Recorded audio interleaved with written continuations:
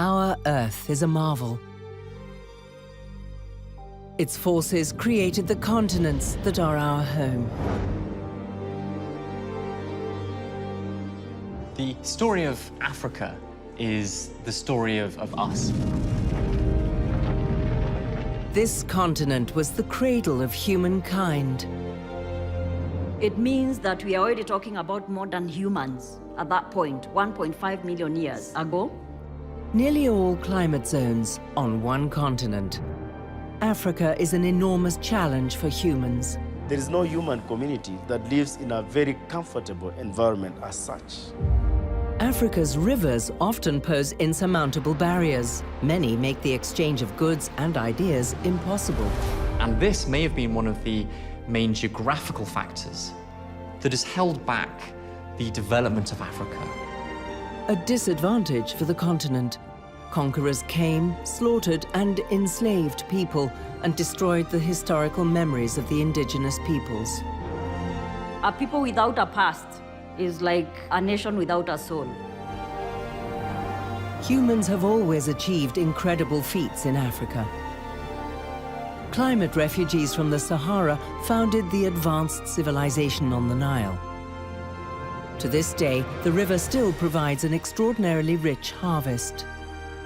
In the vast savanna live tribes whose people cultivate running. They produce world-class athletes. We have to keep thinking of what we need to change in the future. So you have to evolve either biologically, socially, or technologically for you to survive on the large scale. Shaped by the conditions of the continent, the peoples of Africa are facing a challenging future.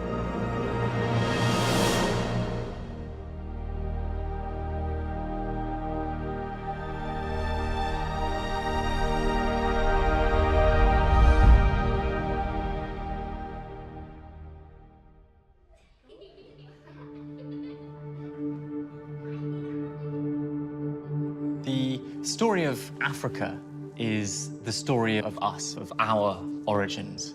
We emerged and evolved as a species on the African continent.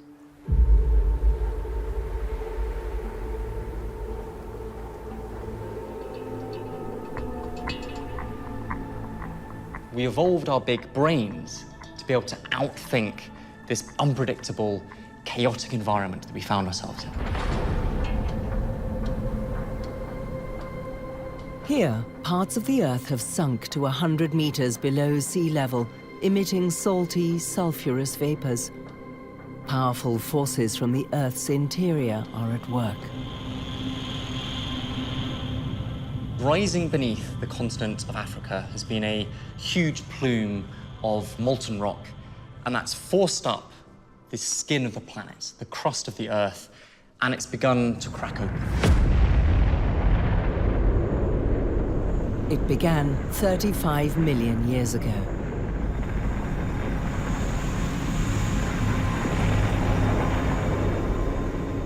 In eastern Africa, tectonic forces were pulling and tearing apart two continental plates. This created a rift between 30 and 100 kilometers wide, thousands of meters deep in some places. 6,000 kilometers long, the rift threatened to tear off the entire east of Africa. And the crack that's been forming is the Great East African Rift Valley. And so it's this tectonic crack which has been the cradle of our species, the birthplace of humanity. Where nature has challenged our ancestors to such an extent, further development is essential for survival. Nowhere is this truer than in the Rift Valley. It's here that archaeologists are tracking down the connection between natural conditions and human development. Because the Rift Valley is full of clues as to how early humans developed in this part of the continent.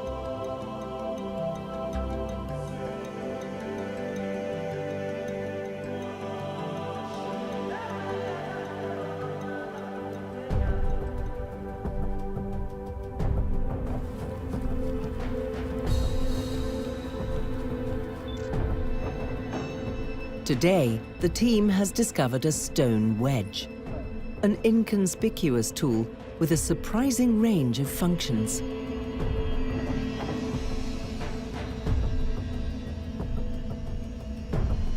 Julian tools were very important because they're kind of a Swiss Army knife. So you can use it, a multi-purpose tool you can use, and it's a technology that persisted for a very long time, from 1.6 million years up to 400,000 years. Experts see a connection between the use of this wedge and an upright gait.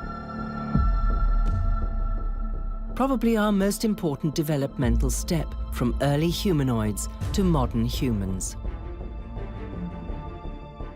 For us to find footprints that have survived the record for millions of years, it's a big deal. If you look at the print itself, you could be able to identify and see that the big toe was more aligned to the other toes. So it means that we are already talking about modern humans at that point, 1.5 million years. And they could be able to range over long distances, because if you are walking upright, then you are able to range over long distances, and they are looking for resources around the landscape.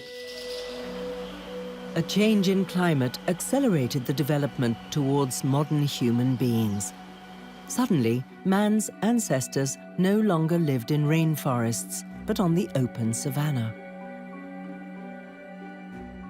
During short periods of climatic chaos, the environment swung between being wet, being dry, being wet, being dry.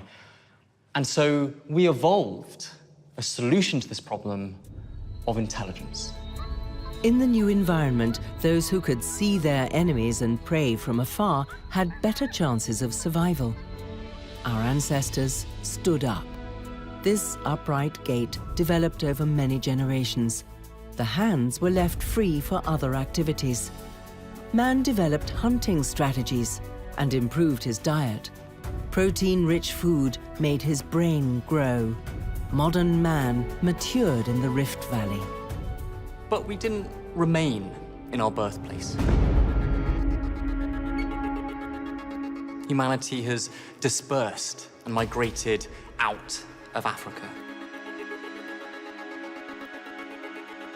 and across Asia and down into Australia and across the Bering Land Bridge into the Americas.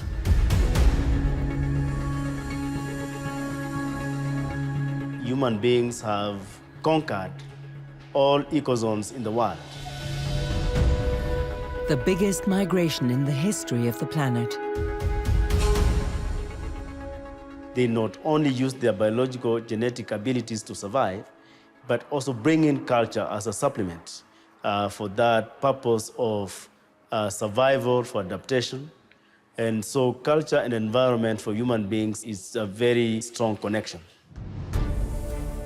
In the icy zones of the north, people have learned to survive in the cold and to find food.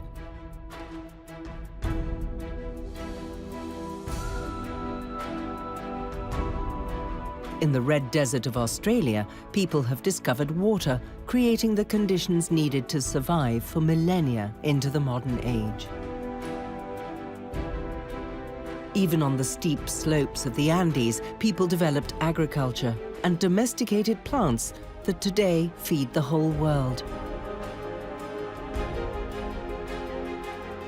Over millions of years, humans have colonized all the continents and adapted our appearance and way of life to the challenges of nature.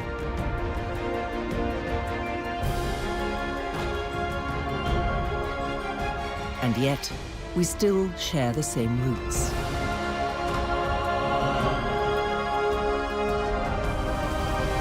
All the different peoples around the world today are very, very genetically similar. But nonetheless, we have this incredible diversity of humanness around the planet. The natural environment in Africa has fostered this development.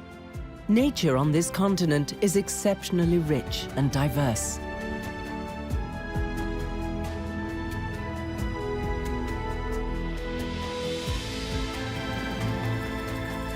From the rainforests of the Congo, to the Sahara, Africa encompasses many different climate zones on one continent. Africa is also the only continent where many different species of large animals have survived. Among them, the so-called Big Five: buffalo, elephant, rhino, lion, and leopard. Not least because they were able to develop alongside humans for millennia.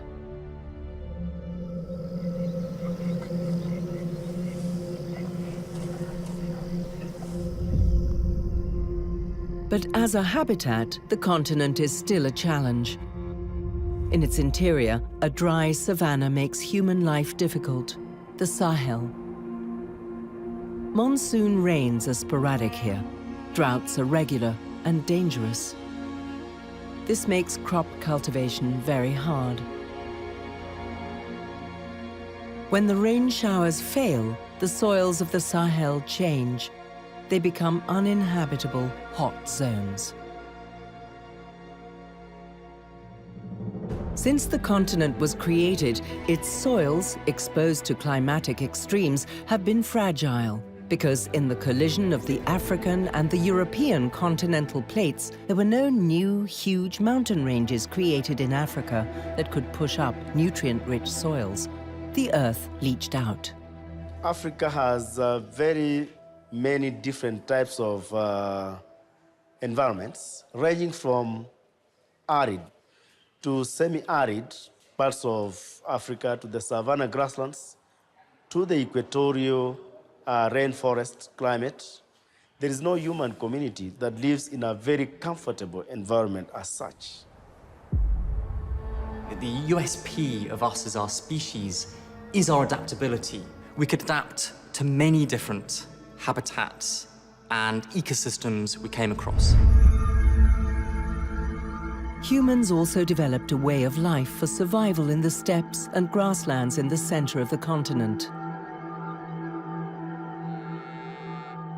Cattle raising was part of it, but because the grass only grows when there's enough rain, people moved in nomadic groups over long distances in pursuit of the meager greenery. Staying on the move became a question of survival, also because the groups competed for each other's cattle, and with that, for their livelihood. Speed became an advantage on the steppes.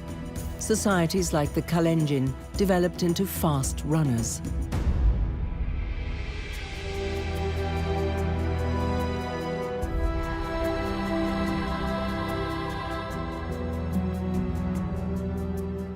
The Kalenjin's habitat changed. After a long period of migration, they settled in the highlands of Kenya. The climate and soils were better suited for livestock raising and agriculture.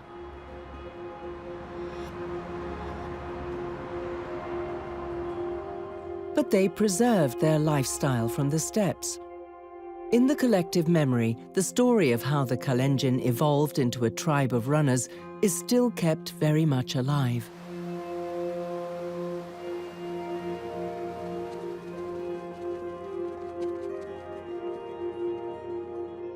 Our people in the Pokot tribe used to fight over grazing land. We had to escape to the savannah, and that is why now we are good runners.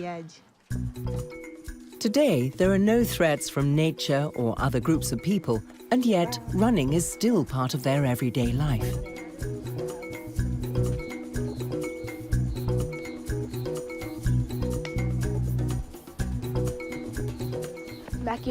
I run 4 kilometers to and from school every day. Even if it's raining, I don't care. I just go.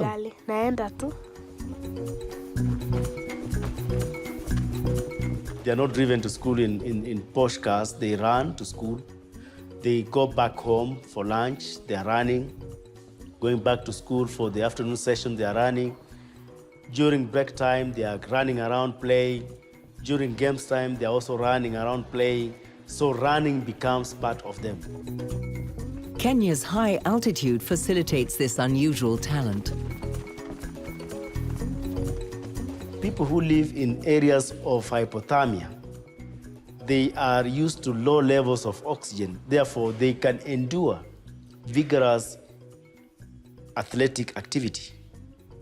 That means they have developed certain aspects of hemoglobin that really helps them to endure that exercise of running.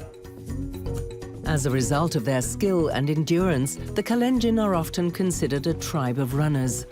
Today, they're making a name for themselves all over the world. Kenya's cinder tracks have been the birthplace of many world champion careers and Olympic winners. One day I want to be a professional runner like Eliud Kipchoge. Eliud Kipchoge from the Kalenjin ethnic group is one of the best runners ever seen. World marathon record holder and idol of many Kenyan children and young people. My family helps me so I can succeed. The Kalenjin acquired this special ability by adapting to the challenges of their natural environment. In this way, the lifestyles of many of the savanna peoples still bear evidence of the special conditions of their habitat. The characteristics of the continents still shape our lives and our history to the present day.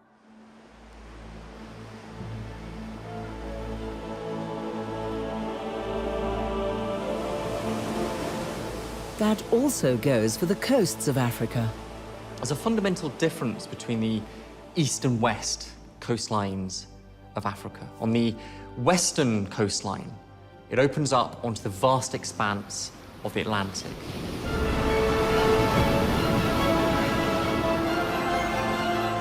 And the strong wind systems we find blowing with the trade winds and the westerlies.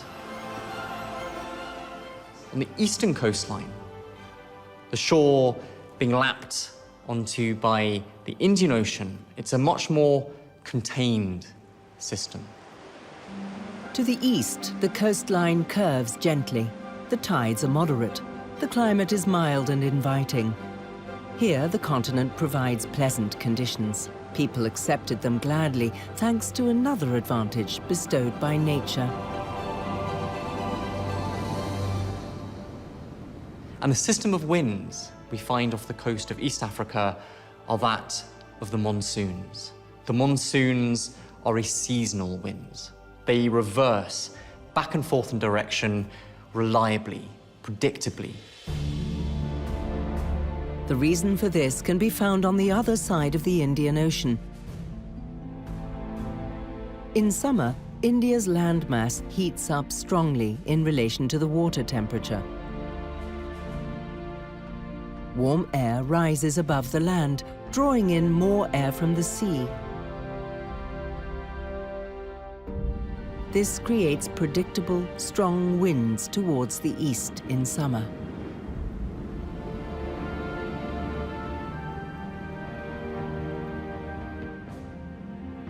In the cooler seasons, the system reverses, and the wind blows equally predictably towards the west. The best possible conditions for merchant shipping.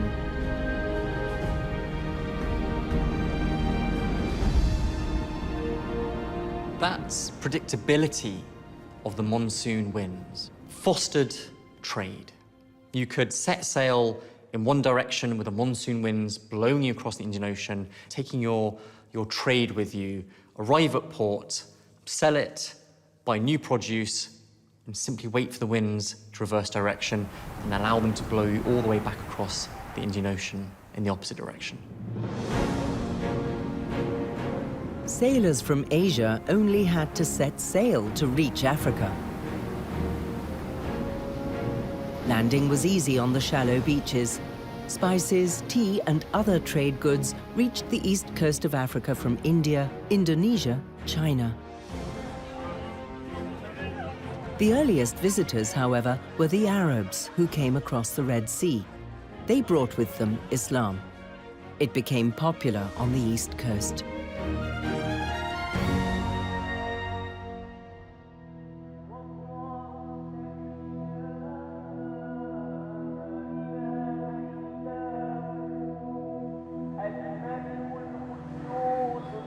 Islam is still the dominant religion here today, also because it has given the many different nomadic groups and places a common identity, Swahili. The word comes from Arabic and means those from the coast. On the East African coast, there was predominantly peaceful Islamization, change through trade.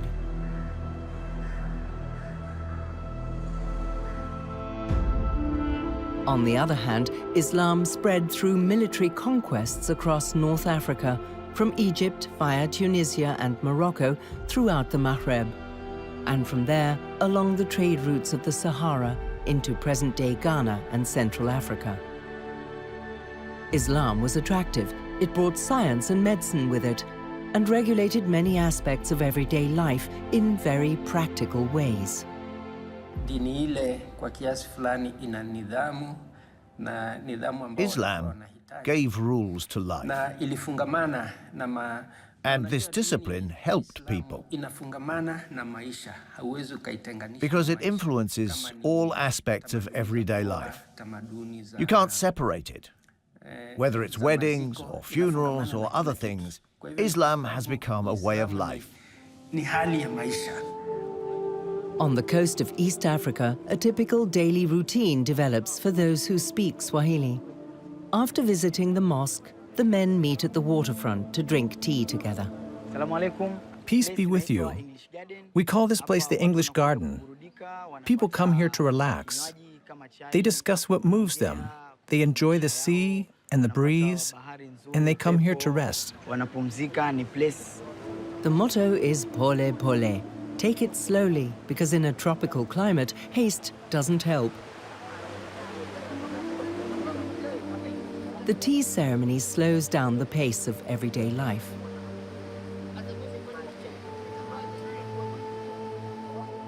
The tea is very nice and is infused with a lot of ingredients.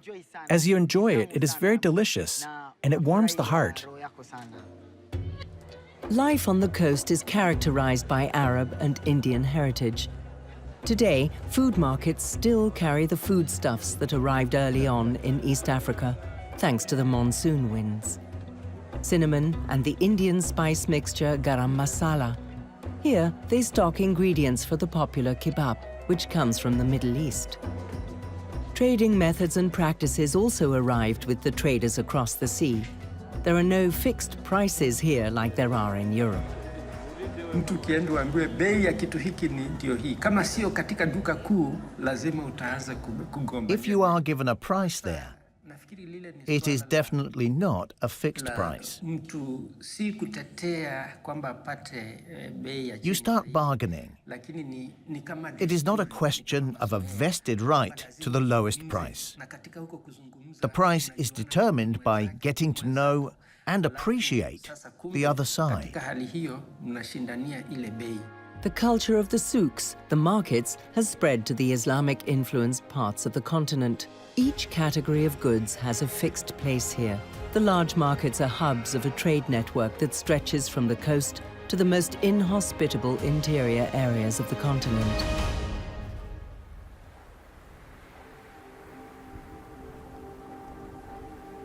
Among them is the Sahara, the largest arid desert on Earth. The Saharan Desert is an incredibly inhospitable environment.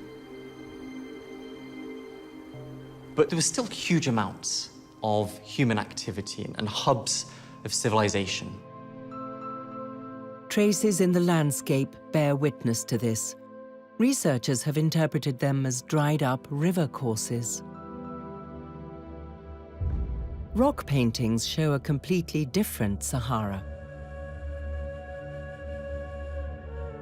Archaeological finds of humans wearing jewelry made of hippopotamus ivory also speak of a rich flora and fauna. The Sahara as a green paradise and ideal habitat. This is what it must have looked like until 6,000 years ago.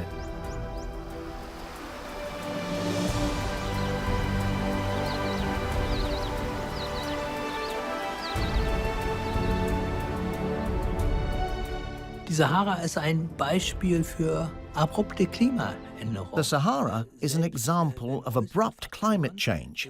Even if external factors only change very, very gradually, the climate can still change very fast. All of a sudden, cattle raising and fishing were over. Mit Fischfang.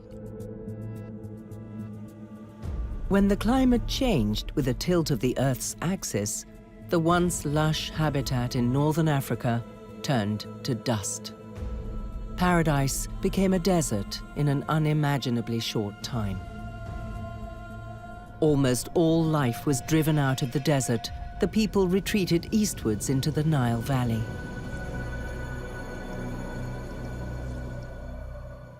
The Nile is the only river in North Africa that carries enough water. The flooding of the Nile provided the fertile ground needed for population growth, giving rise to one of the most powerful advanced civilizations in history.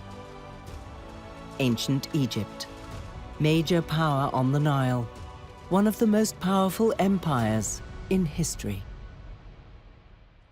Emerging from a uniquely human-friendly natural occurrence.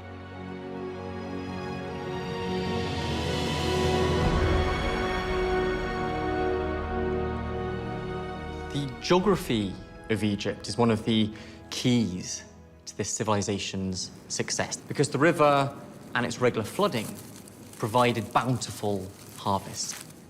The Nile also formed a natural transport system. The river flows towards the north and the Mediterranean, but the winds in that part of the world blow to the south.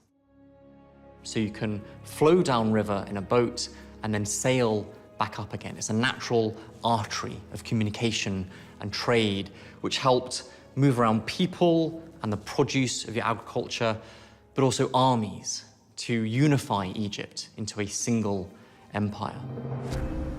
Egypt still benefits from the conditions in the Nile Valley today. It's a very densely populated country. After South Africa, the Nile region has the most modern industry on the continent. But its lifeline, increasingly under threat, remains the Nile, with the agriculture on both banks still intended largely for export, as it has done for millennia.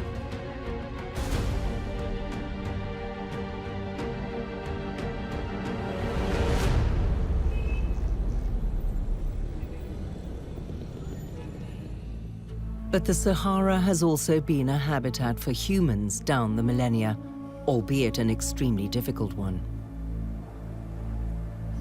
It is hard to cross a place where you can't rely on stopping to take on water, to keep your traders alive, the merchants alive, as well as the beasts of burden they're using to carry your wares. But the Saharan Desert wasn't impassable. There were trade routes with caravans of camels, leasing back and forth across the desert. So although the Sahara did serve as a large barrier between the north and south of Africa, it wasn't impassable. Berber nomads are key figures in this region, commissioned couriers. With their camels, introduced from the Arabian Peninsula in the first millennium, they commuted between the coast and the trading post warehouses in the desert with goods such as Sahara salt. So valuable that for a time it was used as a means of payment. Oasis cities from the Middle Ages bear witness to this remarkable human effort. The largest ones were built on the edge of the Sahara, for example, to the south of present-day Morocco.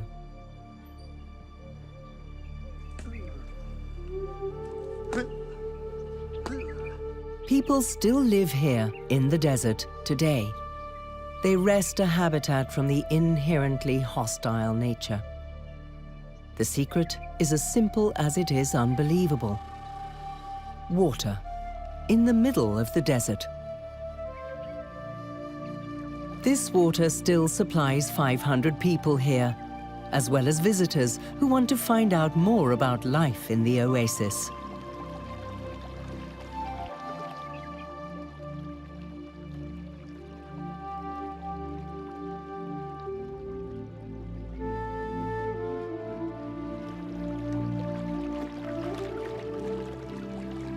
Vegetables and date palms grow in the fields of the oasis.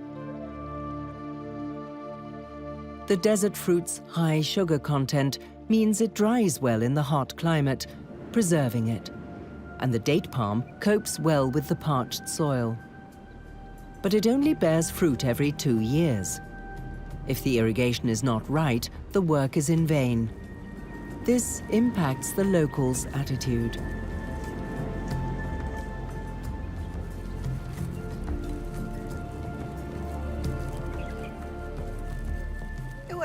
Life is good and hard at the same time, but with a little patience, even the difficult times also pass. Farmers inspect the water level regularly. Whether the harvest succeeds or fails depends on a whim of nature in the midst of an extremely unfavorable habitat. The water source is in the middle of the dunes. See the big dune over there? This is where the water comes from. There are few places in the Sahara where the water table lies so close to the surface. So for centuries, the desert dwellers have maintained underground canals that channel the water into a system of reservoirs.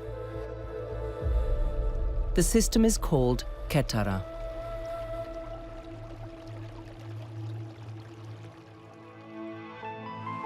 But these vital reserves are in danger. New wells cannot be drilled. The groundwater level could drop too far to be accessible.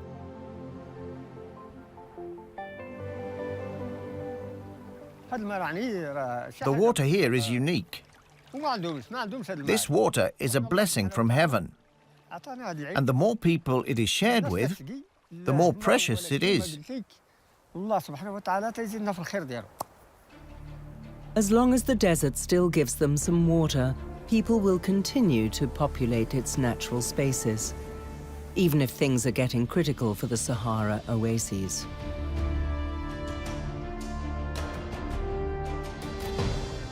More and more industry, hotels, and even huge solar plants are digging up the oasis dwellers' valuable water resources.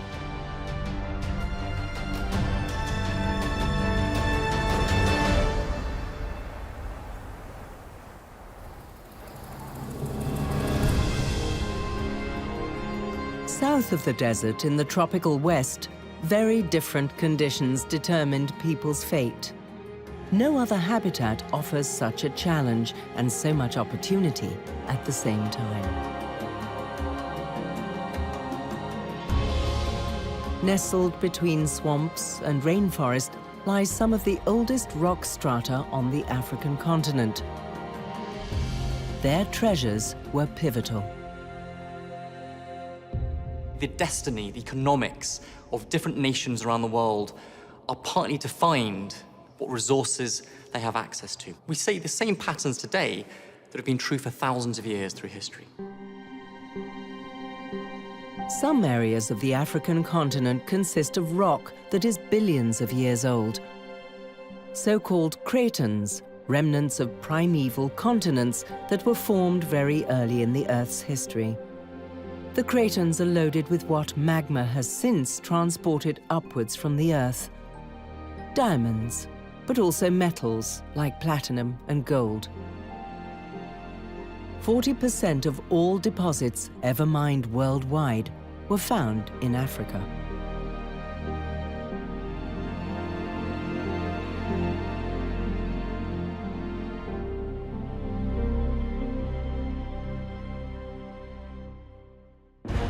These deposits were already legendary in the early Middle Ages.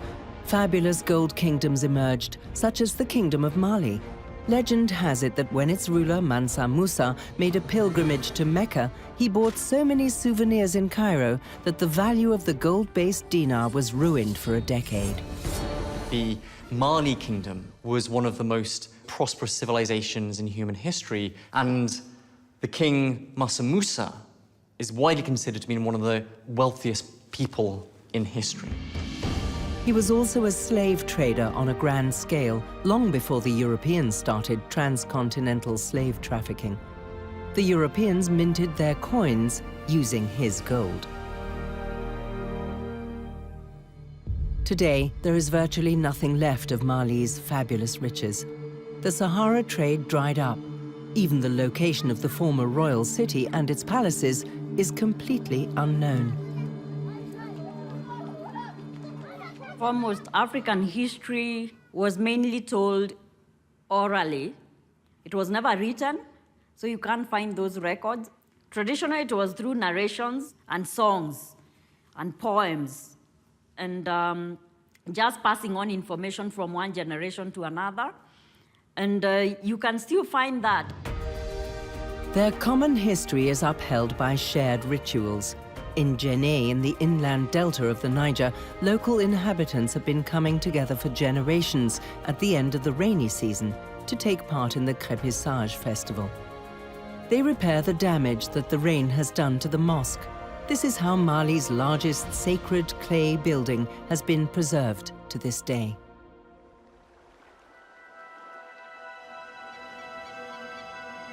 The Gold Center has, for over 100 years, been in the south of the continent, in the heart of the Witwatersrand Mountains. In 1886, adventurers discovered the largest known gold deposit on Earth. Within 10 years, a city grew at the site, which the indigenous Zulu called Egoli, place of gold. Today, Johannesburg. It's where the first rand was minted. Many thousands of gold mines have been exploited in South Africa since then.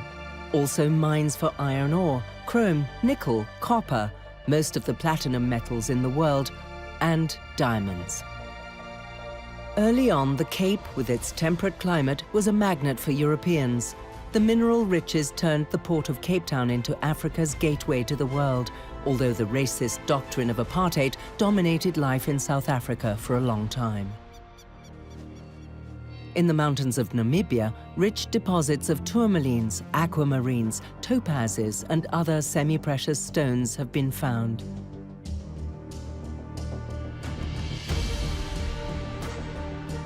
In many places today, disused mines are a beacon of hope for the local population, which sets itself up as a mining community.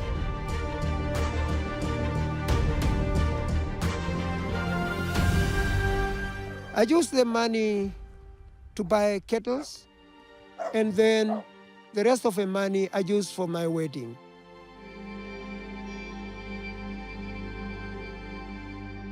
The next pocket, I just put it in the bank for my kids, because I knew that not every day I will get stones, so I have to have money for my kids to attend school. Even though everyone can take part, the biggest profits here are made by foreign investors. It was also people from far-off lands who conquered the continent with its challenging conditions.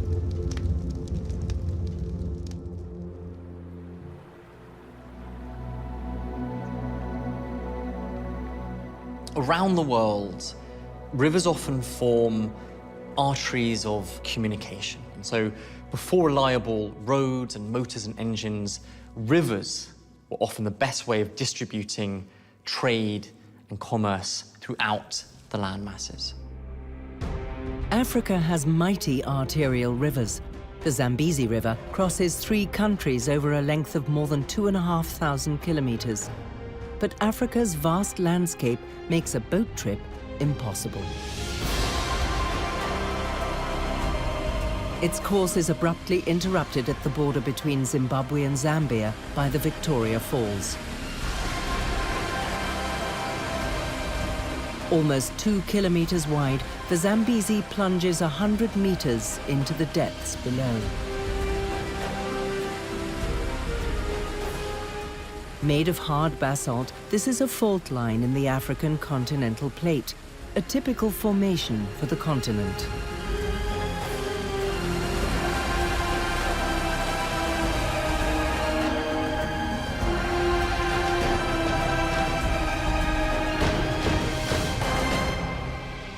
During the history of the formation of Africa, movements in the Earth's mantle pushed the center of the continent up into a plateau that sloped steeply down to the coasts.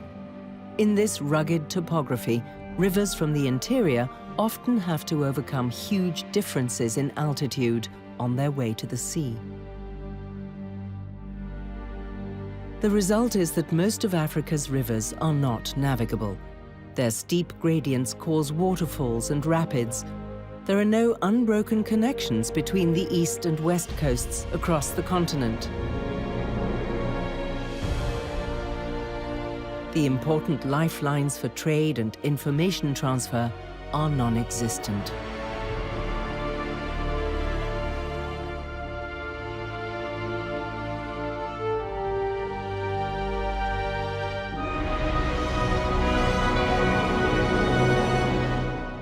It's almost as if many of the rivers in Africa are cut off from the outside world. There are systems of cataracts or waterfalls that stop that link, that communication from riverborne traffic inland and then seafaring vessels on the ocean.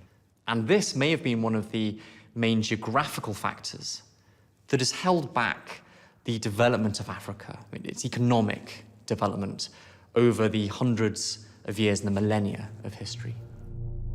Especially since, further north, an almost fatal zone straddles the continent.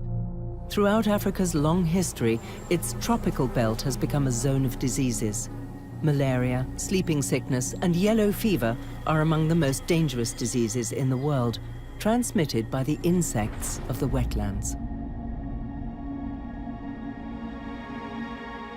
Although on one hand, they present a burden to the local population, there's also an advantage, like a home field advantage in a sports match, because the populations living in Africa developed resistance or immunity to these local tropical diseases, whereas outsiders, European colonizers, had no such resistance to these diseases. They were prevented from colonizing Africa, unlike how they're able to sweep across the Americas or Australia, for example. Only once remedies for malaria were discovered could explorers like David Livingstone and Henry Morton Stanley penetrate into the interior of the country. In 1877, for the first time, even as far as the Congo Basin. The run on Africa began. At the Congo Conference in Berlin in 1884 to 85, European countries staked their claims to new markets and land for rubber and other plantations. The differences in development between the continents collided with full force. The indigenous societies, adapted to their barren habitats, encountered industrialized armies with far superior weapons.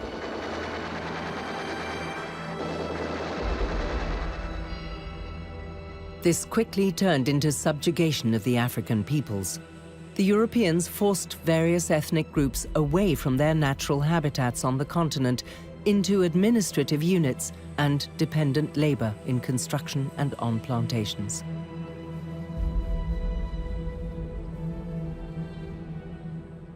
The communities were asked to produce things that could be exported for the benefit of the colonizers in mass for export.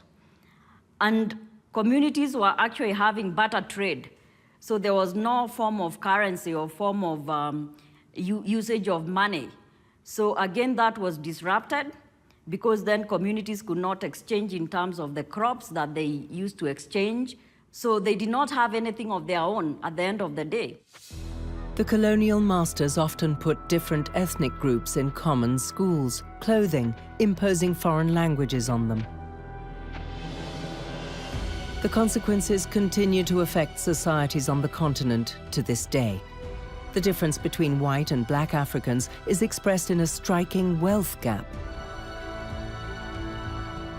A very large part of the economically productive land is devoted to simple, unprocessed products, such as fruits, tea, berries, or roses for Europe.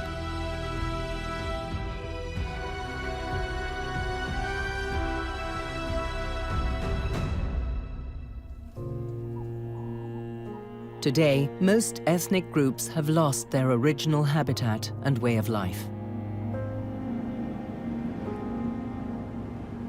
Are people without a past. is like a nation without a soul.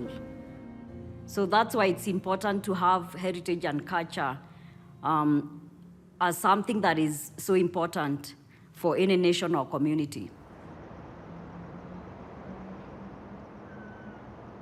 In former German Southwest Africa, unmistakable signs bear witness to the past. In the architecture,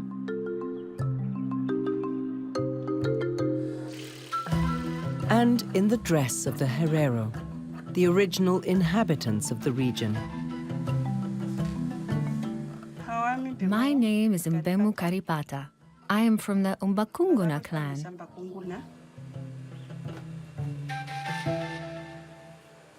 I like making our traditional Herero dress a lot. I really do.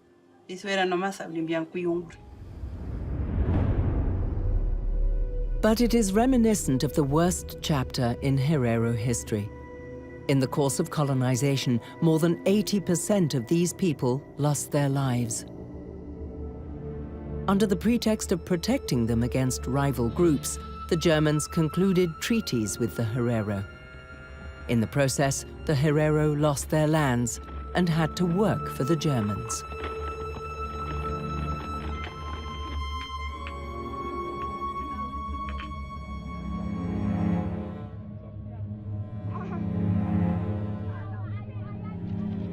In the households, the women were taught to wear modest clothing.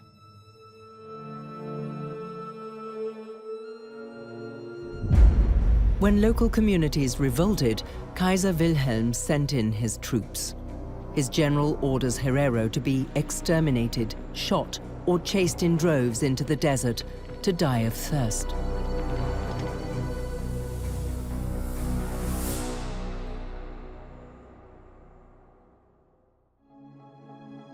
For descendants of the survivors, the dress of their tormentors, of all things, is today a sign of self-determination and remembrance.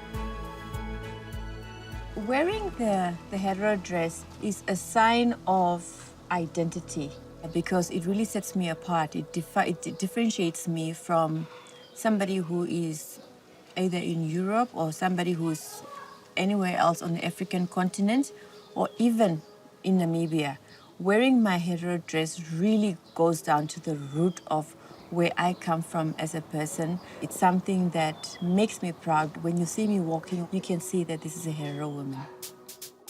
The Herero have demonstrably transformed the 19th century dress into something uniquely their own. The wide headdress symbolizes how important cattle are to the Herero. The linking of traditions is part of an emancipation and a political movement. Sometimes it's criticism. You are so proudly wearing the dress that you adopted from the colonizers. It's kind of an ignorant argument because you look at everything else that we have adopted.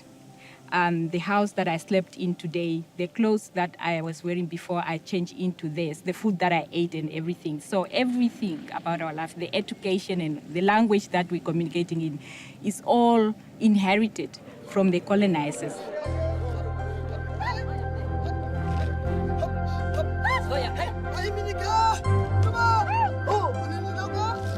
It was not until 2021 that Germany officially recognized the genocide against the Herero. Today, the men wear the uniforms of their colonial occupiers.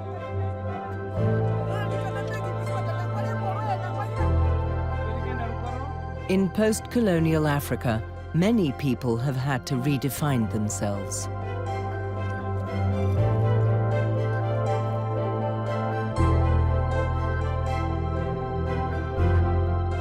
People have realized that without their own identity, then they may not be able to move far enough and to have their own ideas and aspirations known by the rest of the world. Meanwhile, many parts of Africa are experiencing a boom. Cities like Lagos in Nigeria, Dar es Salaam and Addis Ababa in the Rift Valley have grown into multi-million metropolises with high-tech companies. Digitalization now overcomes the natural barriers that have always characterized Africa. What we're finding nowadays in Africa is that these traditional historical forces or geographical factors are much, much less important than they had been.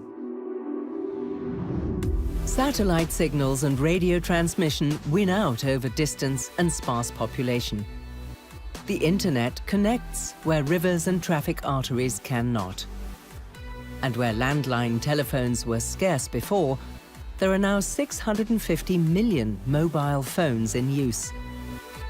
Today, technical innovations can solve some of the continent's challenges.